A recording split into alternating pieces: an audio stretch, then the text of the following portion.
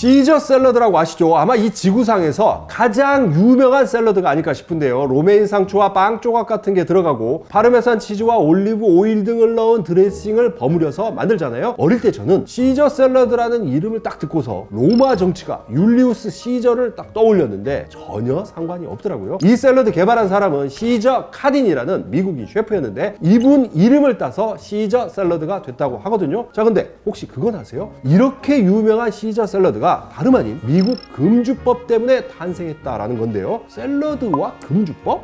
아니 이게 대체 무슨 연관이 있는 걸까요? 사연은 이렇습니다. 시저 샐러드를 만든 시저 카딘이 원래 미국 캘리포니아 샌디에고에서 레스토랑을 하고 있었는데요. 1920년 미국에서 금주법이 발령되면서 술을 팔 수 없게 되자 매출이 크게 떨어져서 어려움을 겪었어요. 그래서 시저는 샌디에고에서 차로 가면 1시간도 안 걸릴 만큼 가까운 멕시코 티후아나라는 도시에 새 레스토랑을 차리고 음식과 함께 술을 팔았는데 이 가게가 대박이 납니다. 왜냐? 금주법으로 술을 구하기 힘들어지면서 미국 캘리포니아 사람들이 술을 마시려고 대거 국경을 넘어서 멕시코 티후아나로 놀러 왔기 때문인데요. 멕시코 음주 투어에 나선 미국인이 워낙 많다 보니까 시저의 가게도 문전성시를 잃었던 거죠. 자, 그런데 1924년 7월 4일 마침 이날은 미국 독립기념일 휴일이라서 미국에서 넘어온 술 손님이 유난히 많았다고 하는데요. 갑자기 손님이 늘어나면서 준비한 재료가 부족해지니까 시저 카디니가 주방에 남아있던 재료를 몽땅 쓸어 담아서 핑거푸드처럼 집어먹을 수 있는 안주 같은 요리를 하나 만들어냈으니 그게 바로 시저 샐러드가 됐다는 겁니다. 자, 술이 있어 즐거운 세상 주라기월드, 저는 주류탐험가 조승원인데요. 그동안 주라기월드에서 금주법 얘기 참 자주 했는데 술의 역사를 얘기할 때 절대 빼놓을 수 없는 대형 사건이라서 정말 여러 편에 등장했던 것 같아요. 근데 뭐 늘 조각조각 전해드리다 보니까 금주법이 어떤 법이고 그때 대체 무슨 일이 있었는지 궁금해 하시는 분들도 많아서 오늘은 아예 이걸 정리하는 영상을 준비해 봤는데요. 인간이 갖고 있는 술에 대한 본능과 욕망을 나라가 나서서 법으로 금지했을 때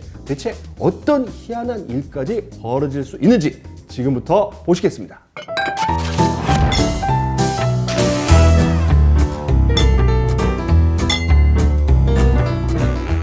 마피아나 갱단 나오는 영화 좋아하세요? 저는 세르지오 레오네 감독의 원스 어폰 어 타임 인 아메리카나, 톰 행스가 출연한 로드 투 퍼디션 같은 걸 여러 번 봤는데요. 그 중에서도 가장 좋아했던 마피아 영화는 로버트 드니로와 케빈 코스트너가 나왔던 언터처블이었던 것 같아요. 그 유모차가 굴러떨어지는 가운데 벌어진 기차역 총격전 장면, 와, 아직까지도 기억에 생생한데요. 자, 그런데 이렇게 유명한 언터처블이 어떤 시대를 배경으로 하고 있는지 다들 잘 아시죠? 네, 맞습니다. 1920, 30년대 금주법 시대의 얘기잖아요. 그 시절 시카고의 밤을 지배한 전설의 마피아 알 카포네와 그와 맞서 싸운 수사관 네스의 이야기를 다룬 영화인데요. 이 작품도 그렇지만 원스 어폰 어 타임 인 아메리카나, 로드 투 퍼디션처럼 마피아나 갱단이 나오는 할리우드 영화 거의 대부분이 똑같이 금주법 시대를 배경으로 하고 있어요. 그러니까 금주법 시대야말로 마피아나 갱단이 활개를 치고 부패와 범법이 만연했던 시기였다는 뜻인데요. 아니,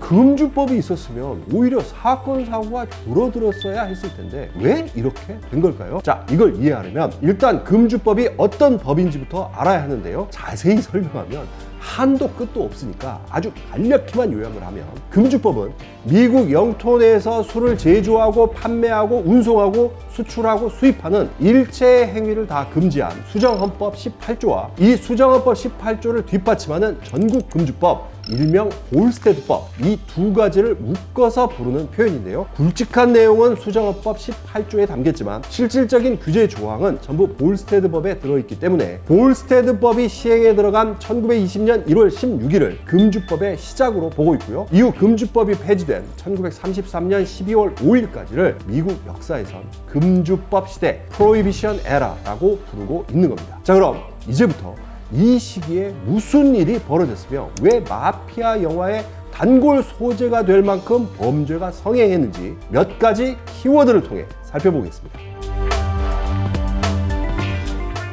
흔히 가짜를 짭이라고 하고 진품을 찐이라고 하잖아요. 물론 뭐 이게 표준어는 아니지만요. 자, 그런데 짭이 아닌 찐, 그러니까 진품을 미국인들이 흔히 뭐라고 부르는지 아세요? 여기에도 여러 표현이 있습니다만 대표적인 게 바로 리얼 매코예요. 그러니까 예를 들어서 It's the real McCoy라고 하면 이거 짭이 아니라 찐이야 뭐 이런 뜻이거든요. 자, 그럼 영어 사전에도 나오는 진품이라는 뜻의 real McCoy 어떻게 해서 생긴 표현일까요? 때는 1920년대로 거슬러 올라갑니다. 당시 금주법 시행으로 주류 생산이 멈추면서 해외에서 몰래 술을 들여오는 밀수가 급증했어요. 자, 그런데 이때 가장 인기 있던 밀수 품목이 뭐였냐? 바로 위스키로 대표되는 증류주였어요. 왜냐? 맥주나 와인은 도수가 낮아서 한꺼번에 엄청난 양을 가져와야 했지만 위스키는 도수가 높은 주종이라서 상대적으로 조금씩만 가져와도 됐던 거예요. 다시 말해 밀수업자 입장에선 양에 비해 도수가 높은 위스키가 수송과 저장에 있어서 훨씬 효율적이면서 동시에 들킬 염려도 적어서 더 안전했던 겁니다. 아무튼 이때 위스키를 미국으로 밀반입하는 루트는 크게 두 가지였는데요. 그중 하나가 캐나다였어요. 5대5 가운데 하나인 온타리오호를 가로질러서 뉴욕으로 바로 가져온다든가 아니면 캐나다 남동쪽 노바스코샤 주에서 어선에 실어서 동부 해안으로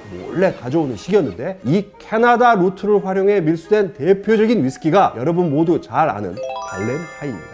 이거 예전에도 한번 언급했는데 당시 발렌타인 위스키가 지금의 발렌타인 파이니스트인데요. 병이 납작한 사각형이라서 서류가 방 같은데 몰래 넣어서 들여오기에 유리했다고 했잖아요. 아무튼 이렇게 캐나다를 통해 들여오는 것과 더불어서 또 다른 상당량의 위스키는 카리브해를 통해서 밀수가 됐는데 이 카리브해 루트에서 전문 밀수꾼으로 맹활약했던 사람이 바로 윌리엄 맥코이 선장이었어요. 이 맥코이 선장 바하마 섬에 근거지를 두고 블렌디드 위스키인 커티삭을 비롯해서 여러 술을 배에 싣고 미국으로 가져가서 팔았는데 당시 윌리엄 맥코이 선장이 몰래 가져온 커티삭 위스키가 워낙 인기가 높다 보니까 미국 업자들은 It's the real McCoy, 그러니까 이거 진짜 맥코이 선장이 가져온 거야 라고 홍보를 했는데 이 표현이 굳어져서 리얼 맥코이는 진품이라는 뜻이 된 건데요. 이런 이유로 커티삭에선 프로히비션, 즉 금주법이라는 이름의 제품까지 내놓기도 했던 겁니다. 어쨌든 리얼 맥코이라는 단어까지 생긴 것만 봐도 알 수 있듯이 금주법 시기는 위스키 밀수의 전성시대였습니다. 김 PD도 음악을 하니까 부틀렉이 뭔지 알죠? LP나 CD 같은데 뭐 부록? 이 정도로만 알고 있어요. 부록. 네, 사전에서 뜻을 찾아보면 라이브 연주를 몰래 녹음해서 찍어낸 불법 음반이나 해적판 같은 걸 얘기하는데요. 옛날 청계천에서 주로 팔았던 추억의 불법 LP판, 백판도 일종의 부틀렉이라고 할 수 있죠. 자, 그런데 해적판을 뜻하는 부틀렉이란 단어도 위스키에서 나온 말이란 거 혹시 아세요? 정확한 기원은 뭐 알 수가 없겠지만 옛날 카우보이들이 위스키를 장화, 즉 부트와 다리, 렉 사이에 끼워서 숨겨놓고 다녔던 데서 유래했다는 얘기가 잘 알려져 있는데요. 그래서 부틀렉은 원래는 불법으로 만들어서 몰래 감추고 다녔던 밀주를 뜻했는데 이게 세월이 흐르면서 의미가 확장돼서 해적판이나 불법 음반을 가리키게 됐다고 하거든요. 자, 그렇다면 미국 역사에서 불법으로 만든 부틀렉, 즉 밀주가 가장 활개를 쳤던 시기는 대체 언제였을까요? 당연히 금주법 시대였는데요. 산골짜기 같은 곳에 증류기 숨겨놓고 밀주 위스키 만드는 건 너무나 당연했고요. 심지어 가정집에서도 욕조에다가 재료를 집어넣고 진을 만들기도 했는데 이렇게 만든 불법 진을 베스트업 진,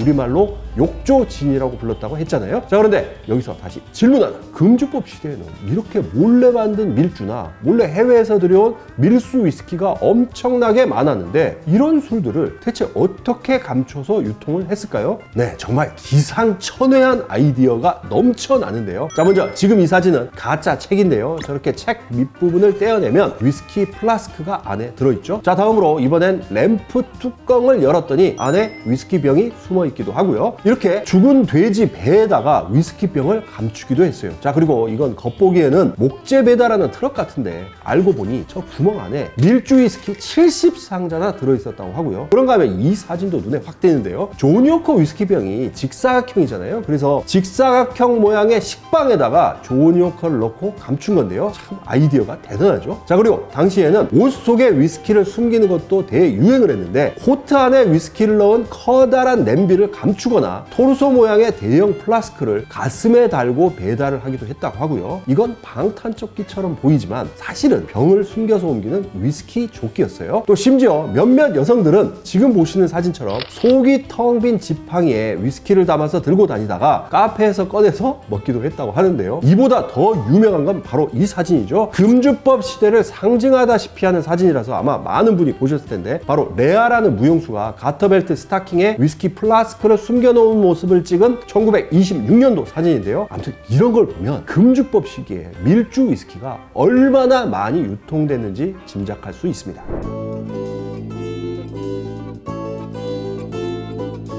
김 PD, 스피크 이지 바 가봤죠? 안 가봤습니다. 안 가봤어? TV로는 봤어요. 아, TV로? 정말 많은데 그거. 그 몰래 문 열고 나가는. 맞아요. 네, 요즘은 유행이 좀 지난 것 같긴 한데 몇 년 전까지만 해도 간판도 없고 출입구도 찾기 힘든 스피크이지 바가 정말 많았죠. 자, 근데 이렇게 얼핏 봐선 술집인지 알기 힘든 스피크이지가 바로 금주법 시대부터 유행했다는 거 다들 잘 아시죠? 스피크이지라는 게 원래 말 그대로 스피크, 즉 말할 때 easy, 조심스럽게 해야 한다는 뜻이라고 하는데요. 금주법 시대이기 때문에 대놓고 간판 붙이고 떠들썩하게 영업을 할 수는 없으니까 출입구도 막 미로처럼 만들어 놓고 아름아름 아는 사람 찾아와서 문을 두드리면 열어줬다고 하는데요. 자, 그렇다면 이렇게 몰래 영업하는 스피크이지 불법 술집이 금주법 시기에 대체 얼마나 많았느냐. 기사나 자료를 보면 정말 깜짝 놀랄 정도인데, 예를 들어서 미국 수도인 워싱턴 DC는 금주법 이전에는 허가받은 합법 술집이 대략 300개 정도였다고 하는데, 오히려 금주법이 시행되고 나니까 무허가인 스피키지가 엄청나게 생겨서 700개에 달했다고 하거든요. 그러니까 금주법 이전보다 술집이 2배 이상 늘어난 건데요. 또 당시 유흥의 중심이었던 미국 뉴욕에서도 금주법 시기에 불법 주점인 스피키지가 무려 32,000개에 달했다는 기록까지 남아있는데요. 술집 개수만 늘어난 게 아니라 드나드는 계층도 훨씬 더 다양해졌다고 해요. 그러니까 금주법이 이전에 있던 합법적인 미국 술집은 우리가 흔히 살롱이라고 부르는 그런 형태였는데, 이런 살롱은 다소 거친 분위기였기 때문에 여성이나 교양 있는 중산층 이상은 가기를 꺼려 했다고 해요. 그런데 금주법 이후에 생긴 스피크이지는 어두컴컴한 것도 물론 있었지만 환한 조명에 빅밴드가 연주를 하고 다 같이 나와서 춤을 추는 그런 밝은 분위기도 많았다고 해요. 그러다 보니까 합법 주점인 살롱에는 잘 안 다녔던 20대 여성이나 70대 노인들까지도 말 그대로 남녀노소가 다 스피키지를 즐겨 찾았다고 하거든요. 이렇다 보니 금주법 시대야말로 그 어떤 시기보다도 미국인이 흥청망청 술에 취해 있었다라는 평가도 있는데요. 술을 못 먹게 막았더니 오히려 술을 더 먹더라라는 얘기가 그래서 나온 겁니다. 금주법에도 물론 예외는 있었죠. 미사 같은 종교 의식을 위한 와인은 일부 허용이 됐고요. 라프로이 편에서 전해드린 것처럼 의사 처방을 받으면 의료용 위스키를 먹을 수도 있었습니다. 또 금주법을 자세히 보면요, 주류 생산에서부터 유통까지 다 막은 걸로 보이지만 정작 술 마시는 행위 자체를 처벌하는 규정은 없었어요. 어쨌든 세상에서 가장 허술하고 가장 기만적인 법이었다고 비판받는 금주법의 부작용, 정말 상상을 초월할 정도였는데요. 증류소나 양조장은 물론이고 유통업체나 판매상까지 하루아침에 주류 산업 전체가 무너지면서 실업자가 급증하고 국가 세수는 급감하면서 경제가 휘청거렸고요. 무엇보다 가장 큰 폐해는 주류 밀수와 밀주 제조를 알카포네 같은 마피아 집단이 장악을 하면서 조직범죄가 기승을 부리고 공무원 뇌물 같은 부정부패가 만연해서 사회 전체가 범죄의 온상이 돼버렸다는 건데요. 실제로 미국 역사에서 Organized Crime, 그러니까 조직범죄라는 단어 자체가 생긴 것도 바로 이 금주법 때라고 합니다. 그래서 빌 브라이스라는 미국 작가는 금주법 시대만큼 범죄자 되기에 유리한 때도 없었다. 미국 정부는 하루아침에 미국에서 5번째로 거대한 산업인 주류 생산을 폐쇄하더니 이걸 고스란히 범죄자들 소나기에 넘겨줬다라고 평가하기도 했습니다. 자, 술이 있어 즐거운 세상 주라기 월드, 오늘은 주류 역사 특강으로 금주법 시대 정리해봤는데요. 끝으로 추천곡이 있습니다. 요새 날이 너무 추워서 빨리 봄이 좀 왔으면 하는 생각이 간절한데, 그런 의미에서 제가 너무나 애정하는 한로로의 입춘이라는 노래 함께 듣고 싶습니다.